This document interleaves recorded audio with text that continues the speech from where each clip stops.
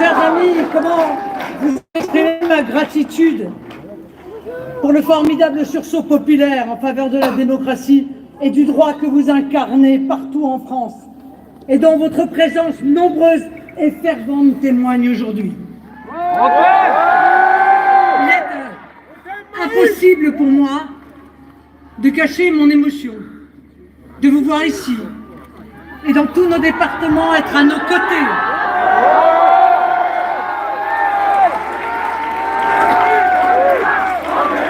On est là, on est là, on est là, on est là, on est là, on est là, on est là. Et merci d'être là, merci d'être à nos côtés pour défendre ce que cette décision a foulé aux pieds et auquel je tiens par-dessus tout, mon peuple, mon pays et mon honneur.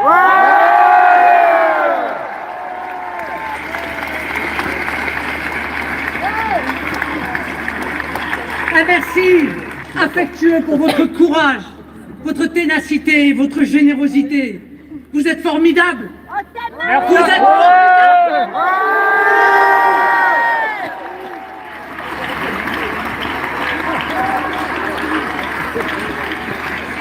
Merci aussi à Louis, Eric et Jordan pour leurs paroles puissantes et amicales, pour leur énergie et pour leur force de conviction. Au moment où nous sommes engagés dans ce combat essentiel pour la vérité et la justice, ce combat également pour l'honneur de notre mouvement et les libertés démocratiques des Français. Merci aux personnalités étrangères, chefs de gouvernement ou de partis qui se sont exprimés tout particulièrement à nos partenaires européens, membres du groupe des Patriotes pour l'Europe au Parlement européen. Merci aux centaines de députés européens et nationaux, aux élus locaux de France qui ont fait entendre leur voix à cette occasion. Et bien sûr, un remerciement infini aux demi-millions de Français, électeurs ou non du Rassemblement national, qui par la signature immédiate de notre pétition ont tenu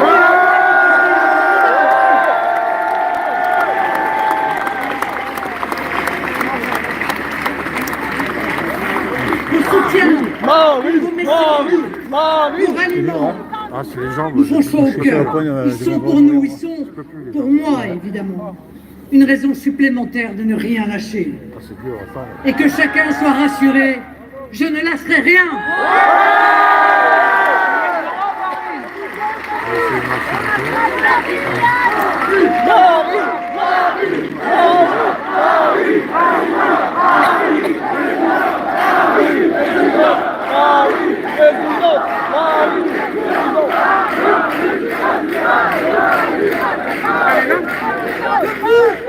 Nous partageons une sainte horreur de l'injustice et de la partialité.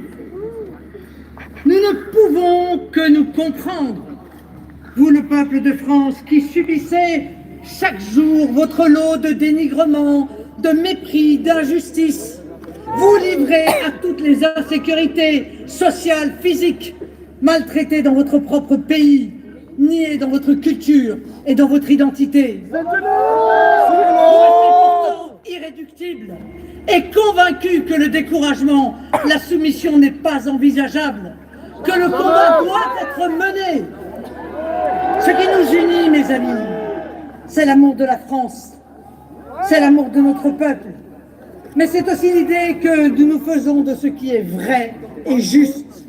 C'est là le sens de notre engagement, l'âme de notre combat, tout ce qui construit nos convictions, forge notre détermination et conduit notre action.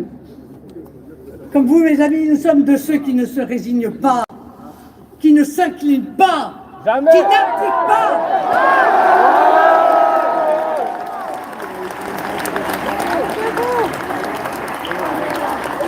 Nous savons que derrière les droits et les libertés que nous invoquons, nous défendons les droits et les libertés des Français, de tous les Français, et particulièrement des Français discriminés dans leur propre pays. C'est pourquoi nous croyons dans la politique, parce qu'elle peut, parce qu'elle doit combattre l'injustice, changer la vie, mais aussi affronter les forces du système dont le seul projet est de se maintenir, quelle qu'en qu'en soit le prix, quelle que soit la bassesse des moyens mis en œuvre pour y parvenir.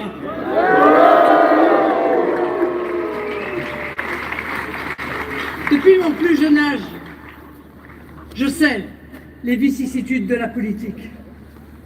J'en connais les contraintes et les injustices.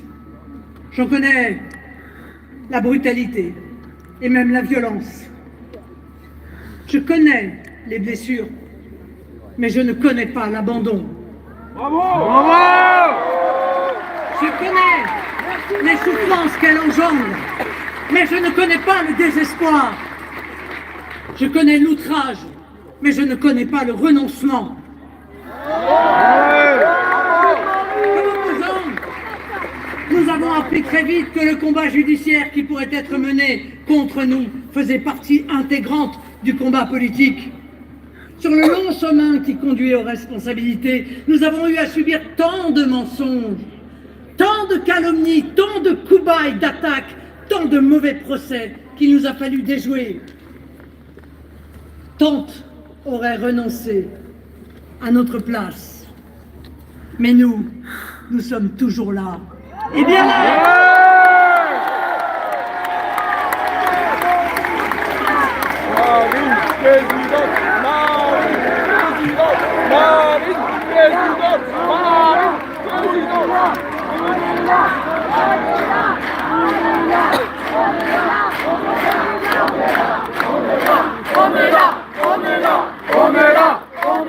dans tous les pays européens, mes chers amis, les dirigeants des partis nationaux sont poursuivis. Comme dernièrement notre ami Matteo Salvini pour séquestration, rien que ça, pour avoir refusé de laisser accoster des migrants illégaux dans son pays. Les candidats gênants sont interdits de concourir, comme en Roumanie. Beaucoup d'autres d'ailleurs sont victimes de campagnes de diffamation d'État sans pouvoir se défendre juridiquement. Comme vous, comme tous les militants cadres et élus de notre mouvement, je ne me suis jamais battu pour moi-même, pas pour des avantages ou des honneurs. Que vaut notre sort personnel par rapport à la cause que nous défendons? Que vaut notre confort de vie quand c'est l'existence même de la France dont il s'agit? Vous savez, en politique, et surtout dans l'opposition, les couronnes sont davantage faites d'épines que de lauriers. Pour autant, nous avons de la politique une haute idée. Car il n'existe pas d'activité plus noble, plus tournée vers les autres et la bienfaisante action publique que la politique. Le débat d'idées, la confrontation loyale des points de vue et la fédération des énergies à la recherche du bien commun, c'est cela pour nous la politique. C'est pourquoi l'engagement militant nous semble si naturel, si estimable. Comme de très nombreux adhérents de partis et élus de tous bords, nous voyons l'engagement politique comme une sorte de sacerdoce. Un sacerdoce laïque, mais auquel il faut beaucoup sacrifier. Cet engagement politique nous apparaît être, dans la France et l'Europe d'aujourd'hui, un impératif absolu. Quand le pays s'affaisse et perd sa souveraineté, quand le peuple souffre, quand l'avenir collectif semble incertain, alors l'engagement n'est pas seulement une nécessité, c'est un devoir. Je continue à croire que la politique n'est pas ce que certains voudraient en faire, y compris avec des apparences légales et prétendument respectables. Un jeu pervers de persécution des opposants, de criminalisation des adversaires, la volonté de ruiner les partis d'opposition avec un seul objectif, garder le pouvoir alors que l'on mène le pays à la ruine et au chaos. Et parce que l'activité politique est respectable et noble, elle doit être aussi respectée. Les élus ne sont pas des trophées de tableaux de chats rochers sur je ne sais quel mur des cons. Il y a de la liberté politique dans le pays, et donc de la conduite démocratique des affaires publiques. Il ne serait guère rassurant pour notre société que derrière la chasse à l'homme politique se cache l'objectif de dissuader les vocations à l'engagement public. Et c'est pourtant ce qui se profile dans notre pays, qui est confronté aujourd'hui à une très grave crise de l'engagement politique que vous faites heureusement mentir.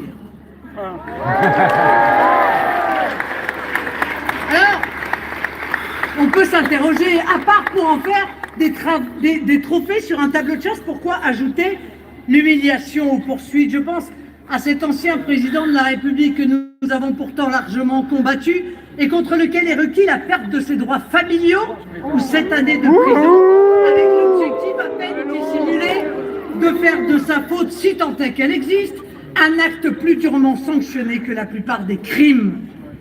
Je pense à ces incriminations dont l'intitulé désodorant sont bien éloignés des faits dont on nous demande de répondre. L'humiliation, tout comme la vengeance ou le concept de tableau de chasse judiciaire, tout cela est imposé de l'idée que je me fais de la justice. Tout cela me fait horreur. Je ne dis pas cela pour me dérober. Ce n'est ni dans ma nature, ni dans mes principes. Je le dis car c'est comme cela que je me suis présenté à l'automne dernier devant le tribunal, avec le respect que je crois dû à l'institution de la justice de notre pays. Je l'ai fait avec les arguments de droit et de raison qui me semblent me disculper totalement, ainsi que mes compagnons ou notre parti. Je l'ai fait avec la confiance qu'un justiciable est en droit de placer dans la justice d'un pays démocratique. Cette affaire, je le rappelle, fut engagée à l'instigation de nos adversaires socialistes du Parlement européen, avec le bras lourdement armé d'institutions européennes, plus enclines d'ailleurs à regarder la paille qui est dans l'œil de ses opposants que la poutre qui est dans celui de ses soutiens et même de ses membres ou dirigeants les plus haut placés. Des affaires récentes de lourde corruption en témoignent d'ailleurs, de Qatargate, Huawei, des affaires pour lesquelles l'OLAF, cet organisme totalitaire de la Commission européenne, a préféré regarder ailleurs. Au service de police interne au Parlement européen, dont le fonctionnement et les pratiques sont contraires à tous les principes de droit, critiqués d'ailleurs à maintes reprises dans des rapports parlementaires notamment, concentre sa malsaine énergie à monter des dossiers contre les États, contre les fonctionnaires. Cher Fabrice Légéry, tu sais de quoi je parle? Ou les personnalités qui osent s'opposer à la brutalité autoritaire de l'Union européenne. Nous étions dès le départ, vous le voyez, très éloignés des motivations de droit et d'une démarche judiciaire exempte de partialité politique. Je n'hésite pas à souligner la dimension politique dans le procès qui nous est fait. Car comme pour d'autres, ce qui aurait dû ne rester qu'un simple différend administratif avec les services du Parlement européen s'est transformé en incrimination la plus sévère et la plus infamante possible. Et si l'origine de ce procès fut politique, l'audience d'une partialité affolante le fut également, tout comme l'instruction confiée à une magistrate du syndicat de la magistrature, le réquisitoire dont j'ai tout de même la cruauté de rappeler, comme l'a rappelé Jordan, que démuni de toute preuve de charge dans un des aspects du dossier, le parquet a avoué. Malgré cela, je ne me résous pas à demander la relaxe, ça me ferait trop mal. Et enfin, bien sûr, le jugement, dont l'argumentation a presque fait l'unanimité contre elle des juristes sérieux. C'est pourquoi il faut arrêter de nous reprocher de critiquer une décision de justice. Ce n'est pas une décision de justice, c'est une décision politique.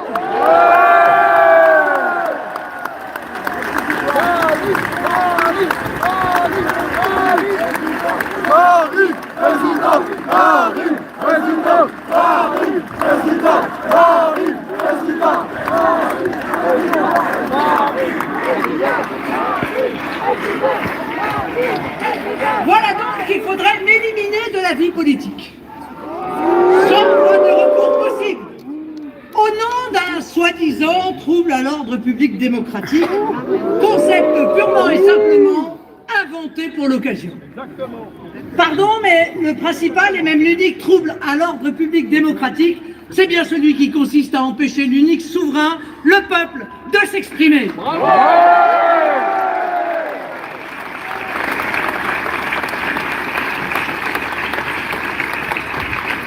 C'est pourquoi j'affirme que cette décision politique a non seulement bafoué l'état de droit, mais aussi l'état de démocratie. Alors que ce soit clair, nous ne mettons pas toute la justice dans le même sac. Nous n'oublions pas qu'il y a des juges exemplaires qui font leur travail avec impartialité, respect des justiciables et souci du droit. Nous condamnons, bien sûr, les insultes et les menaces contre les magistrats, tous les magistrats. Elles sont indignes et ne rendent pas service à la cause qui est résumée par un des plus beaux mots de notre langue, la justice. Vous l'avez compris, nous ne demandons pas d'être au-dessus des lois, mais pas au-dessous des lois.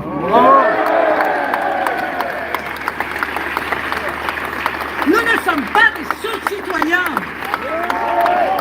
Parce que nous aurions commis le crime, aux yeux de certains, d'avoir fait de la défense de la patrie et de sa souveraineté le combat de nos vies. Les 13 millions d'électeurs qui nous font l'honneur de leur vote et de leur confiance ne sont pas des demi-citoyens qui devraient battre leur coulpe pour leur hérésie, pas des justiciables de seconde zone à qui pourraient être déniés les droits élémentaires de citoyens ou de justiciables. Faut-il rappeler qu'ayant réuni plus de 37% des voix aux législatives et 31% aux européennes, nous sommes déjà privés de la moindre fonction, même symbolique, à l'Assemblée nationale ou au Parlement européen, par ceux mêmes qui donnent des leçons de démocratie matin, midi et soir. Comment croire qu'en France, le pays des Lumières et des droits de l'homme, on puisse gouverner en ayant recueilli 5% des voix et qu'on interdise de toute fonction un parti qui réunit 37% des suffrages?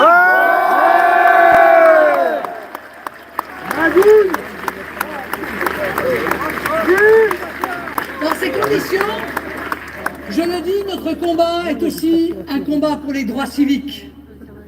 Parce qu'il existe manifestement en France plusieurs catégories de citoyens.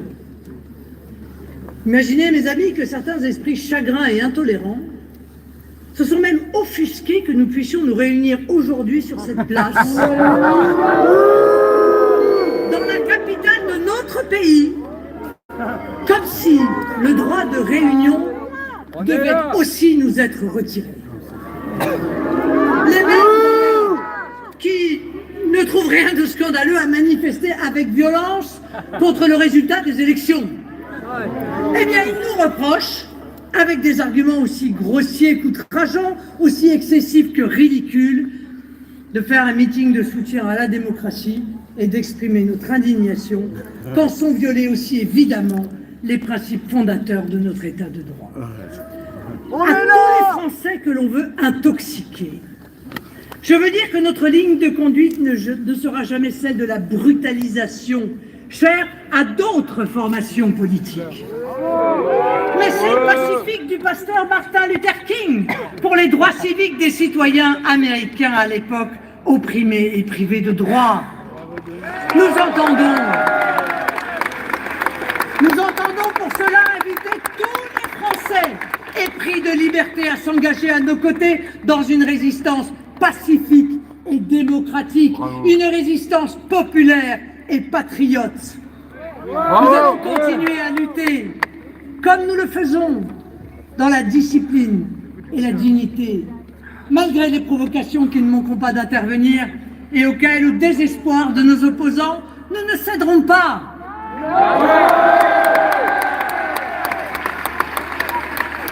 Malgré les fantasmes de nos adversaires, il n'y a chez nous aucun esprit de sédition, seulement la volonté inaltérable de défendre pour nous et pour tous les Français de métropole, d'outre-mer et du monde qui sont exclus ou se sentent exclus leurs droits, tous leurs droits.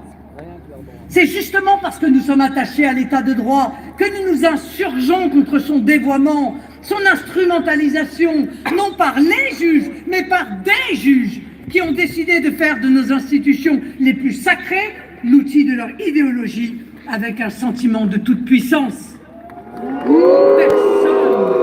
Personne, et surtout pas les défenseurs du principe d'indépendance de la justice, ne peut cautionner le fait que des magistrats, sous couvert d'appartenance syndicale, se targuent de mener un combat militant ouvertement politique contre les patriotes. Un combat ostensible et revendiqué dans un esprit de vengeance politique. À ce titre, le communiqué du syndicat de la magistrature rappelé par Jordan est en même temps éloquent et inquiétant. Personne, et surtout pas les défenseurs du principe d'indépendance de la justice, ne peut cautionner le fait que des magistrats criminalisent des idées politiques souverainistes ou en fassent une circonstance aggravante. Je rappelle l'argument insensé du tribunal. Je cite, « L'atteinte aux intérêts de l'Union européenne revêt une gravité particulière dans la mesure où elle est portée, non sans un certain cynisme, mais avec détermination par un parti politique qui revendique son opposition aux institutions européennes. » Cet argument marque le caractère éminemment politique de cette décision. Quel justiciable peut ne pas trembler à l'idée de se voir désormais appliquer la rétroactivité de lois, de réglementations européennes ou de jurisprudence, comme ça a été le cas dans cette affaire, parce que ces idées ou son nom ne plaît pas à un juge dont l'impartialité est ainsi gravement questionnée. La justice dans un pays de droit qui se respecte ne peut pas être une loterie, mes amis. Et l'innocent doit l'attendre, pas la craindre. Pas davantage, les juges ne sont des législateurs qui se substitueraient aux représentants du peuple démocratiquement élus. Chacun doit être à sa place. Et nous devons rappeler que le judiciaire n'est pas un pouvoir, mais une autorité. Qui peut justifier qu'étant présumé innocent, en ayant interjeté appel, nous puissions être malgré tout rendus inéligibles par le bon vouloir d'une décision dont les plus acharnés de nos adversaires peinent à justifier l'argumentation juridique de façade. Pire, que le droit à un recours effectif soit présenté dans cette décision pénale comme un privilège dont nous devrions être privés, alors qu'il est au contraire la quintessence du droit dans une démocratie mature. Qui peut se satisfaire que la France enterre le principe de double degré de juridiction, qui est une garantie faisant partie des droits fondamentaux de tout justiciable dans un état de droit? Ce principe se fonde sur la conviction raisonnable que des juges peuvent se tromper. Et c'est si vrai que près de la moitié des décisions de première instance sont réformées ou modifiées en appel. Qui peut enfin accepter l'effacement de notre modèle de justice dont nous étions, à juste titre, si fiers, et dont je rappelle qu'elle reconnaît aux prévenus deux droits inaliénables: le droit de se défendre, le droit de disposer d'une instruction à charge, mais aussi à décharge, c'est-à-dire une procédure contradictoire qui recherche la vérité et non un système qui cherche à vous faire reconnaître par la menace de peine aggravée des incriminations dont vous êtes innocent. Ah, je sais, l'avocate qui ne peut s'empêcher parfois, souvent, de se réveiller en moi, ne se résout pas à ce que le simple fait de se défendre lors d'un procès puisse être retenu comme une prétendue preuve de la culpabilité et serve d'argument pour faire de nous des récidivistes en puissance. Cela n'est pas la justice, ça s'appelle la chasse aux sorcières. Je ne peux me résoudre non plus à voir l'indispensable sérénité de la justice mise à mal par un jeu trouble de certains magistrats avec les médias. Comme si la justice pouvait être un levier d'un combat médiatique contre les politiques. Et ce jeu trouble, il est allé jusqu'à adresser le jugement complet aux médias le soir même du délibéré, alors que nos avocats, nous, ne l'ont eu que le lendemain. Ah, vous l'avez compris. Nous ne contestons pas la justice, mais demandons que ces dévoiements indignes d'une démocratie cessent. Dans cette incroyable inversion accusatoire, ce serait nous qui serions un danger pour la démocratie et l'état de droit. je le dis et le redis solennellement ici, c'est nous qui sommes les plus fervents défenseurs, les plus ardents protecteurs de la démocratie et de l'état de droit.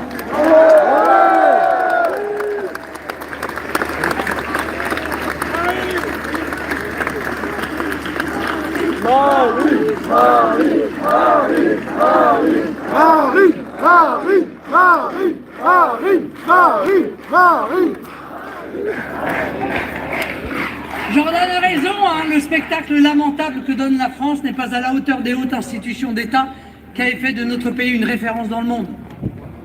Elle n'est pas à la hauteur du message universel de la patrie des droits de l'homme, pas à la hauteur de son image de grande démocratie éclairée. Personne hors de nos frontières ne peut comprendre qu'aujourd'hui, certains en France considèrent que l'expression démocratique du peuple souverain doit être encadrée, limitée, dès lors qu'elle n'est pas conforme à leur vision. Or, l'article 3 de la Constitution, de notre Constitution, est clair. La souveraineté appartient au peuple, qui l'exerce par ses représentants et par la voie du référendum.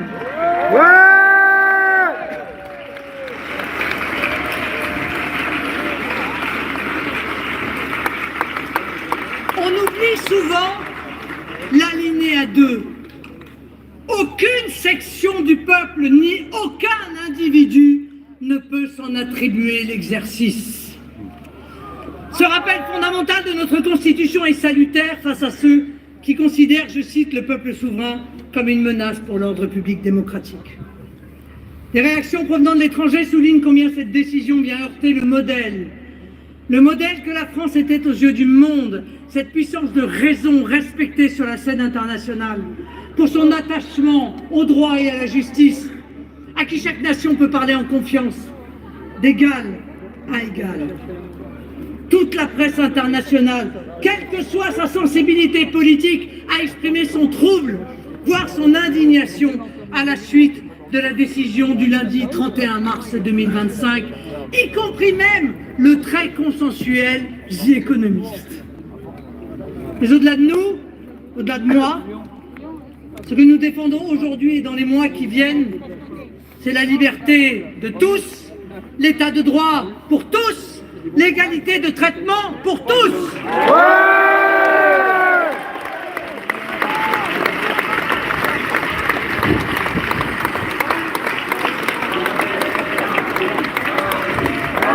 Ce que nous défendons, ce sont les fondements de notre démocratie qui reposent depuis Montesquieu sur le principe de la séparation des pouvoirs. Oui, je le dis, la justice ne peut s'ingérer dans la façon dont les élus conduisent leur mandat au service des Français, dès lors qu'il n'y a pas de corruption ou d'enrichissement personnel. Elle n'a pas non plus à choisir les candidats aux élections. Il y a des équilibres que notre pays doit retrouver s'il ne veut pas tomber dans un autre système que la démocratie, car tous nos principes vacillent en réalité sur leur base. Nous défendons aussi la présomption d'innocence, qui, avec le secret de l'instruction, doit manifestement être urgemment rétabli dans notre pays. Parce que lorsque les droits des justiciables disparaissent, lorsqu'ils sont quotidiennement bafoués par le tribunal médiatique, tous les citoyens sont concernés parce qu'ils sont tous potentiellement menacés. Nous ne sommes pas les seuls à nous en inquiéter. Des voix en dehors de notre mouvement, et parfois venues de camps opposés au Rassemblement national, se sont élevées pour souligner le caractère contestable et même fantasque des fondements juridiques de ce jugement. Leur honnêteté intellectuelle les honore. Leur liberté d'esprit et leur courage honorent la France.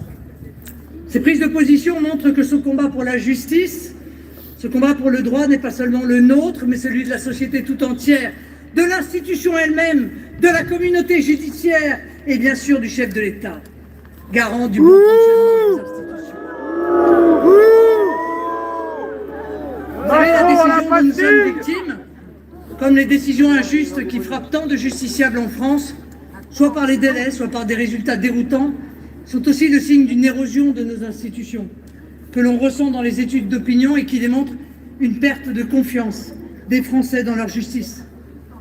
Ce constat ne fait que renforcer notre détermination de voir l'État se redresser dans ses fondements. Or, il n'y a pas de redressement de l'État sans renouer avec une confiance populaire en la justice. La justice a un rôle essentiel et noble auquel je crois profondément. Par son exemplarité, son sens du bien commun, la justice, consciente de la portée de ses décisions et de son rôle social, doit rassurer et fédérer les citoyens. Nous lui en donnerons les moyens matériels et humains. À elle, sans attendre, de se livrer aussi à une introspection et de ne pas se couper du pays en s'enfermant encore davantage dans une logique corporatiste. Je veux croire que cette affaire aura un effet positif et permettra une prise de conscience sur l'état de droit dans notre pays, sur la notion sacrée des droits de la défense, sur la place de la justice dans notre société, sur le droit du peuple à choisir ses représentants, c'est-à-dire en un mot, sur la démocratie. Ceux qui tentent de nous soumettre ou de nous faire baisser la tête ne paraissent grands qu'à ceux qui sont déjà à genoux. Nous sommes debout pour la justice, pour le peuple et pour la France.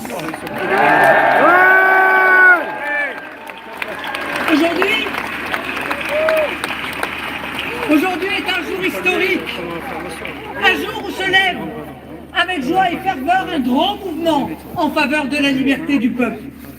Cette aspiration à la protection, au respect, comme le refus des citoyens d'être traités en sujet, est irrépressible et, je le crois, irrésistible. Cette aspiration est la nôtre. C'est cela que nous défendons envers et contre tout depuis des décennies. Et je crois profondément que nous sommes le seul mouvement à être assez solide et assez courageux pour mener ce combat.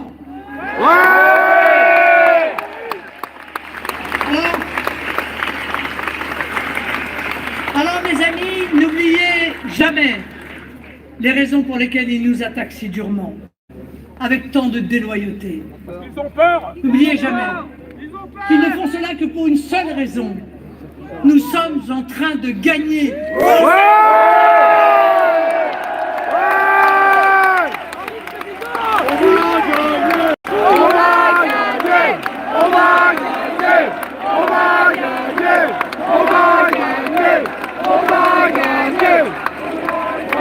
N'oubliez jamais qu'ils sont pleinement conscients de l'immense vague que constitue d'élection en élection vos millions de bulletins de vote.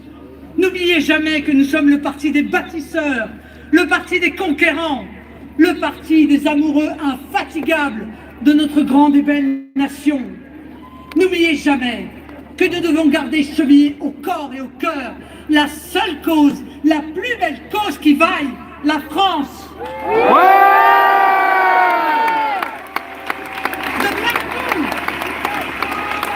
De partout, les citoyens de tous bords politiques, de toutes origines, de toutes confessions doivent nous rejoindre pour conduire cette œuvre de redressement national et de refondation sociale. J'ai besoin pour cela de votre persévérance, de votre courage, de votre combativité, de votre solidité, de votre espérance. Ce sera une formidable aventure politique et humaine. Ce sera pour chacun d'entre vous la plus haute mission de votre vie. Et lorsque la victoire viendra, ce sera pour la France l'aube de la Renaissance.